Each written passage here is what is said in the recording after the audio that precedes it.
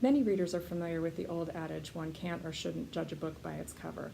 But this week, during AAUP celebrations, I'm here to encourage you to do just that. We want you to judge our books by their covers. We want you to judge our books by their end papers, by the way the footnotes lay out on a page, by the way equations are integrated with the narrative text, by the way in which colored galleries animate the ideas of an author or a collection of authors. We invest a lot of time and thought into the creative marriage of content and form. At Princeton University Press, we're surrounded daily with the success of this interaction. Recent examples include Mariposas Nocturnas, where the image is just a light from the page. The heft of Gravitation, which sort of defies many structures and forms given its size and scope of content. To other books like Uneasy Street, which lure you in and yet take you into a topic that is completely uneasy. House of Government, a work that replicates just beautifully in a New Yorker ad, for example, and entices readers on bookstore tables and in library shelves. It's time to really celebrate the form, and I think those that appreciate the symbiosis of form and content inhabit the entirety of the AAUP world.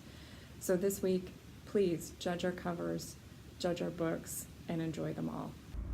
We recently published the fastest book ever, fastest production schedule ever at the press, when a very important faculty member, Jeffrey Sachs, came to us and said in the fall, in October, I believe it was mid-October before the election, to say he was writing a book that he wanted to be a prescription for the Clinton administration, and he could get us this manuscript by the end of October.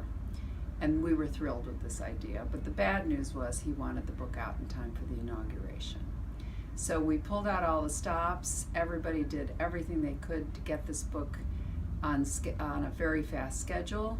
And then the morning after the election, we were, of course, crushed and worried that what were we going to do with this book now? Did we need to really rush it?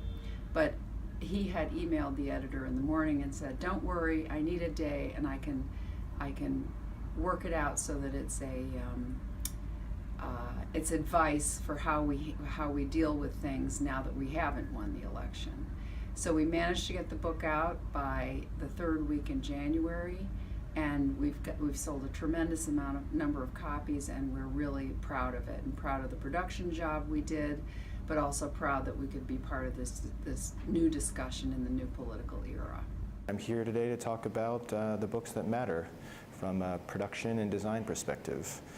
And from that perspective, I think we make it a priority to couple the quality of our content with the rigorous standards of the research community we serve, whether it be our standard book products or the digital conversions of those products, or born digital products as well. The service we provide the research community is really the driving force behind what we're doing throughout academic. From a production standpoint, effective content management, as well as compelling design decisions that package our products in an intuitive way so that the user experience is seamless is really important for us. That balance we strike between delivering Cambridge quality products for our authors, while at the same time helping our authors to establish optimal exposure for their products in their research communities, underlines our design and production process from beginning to end.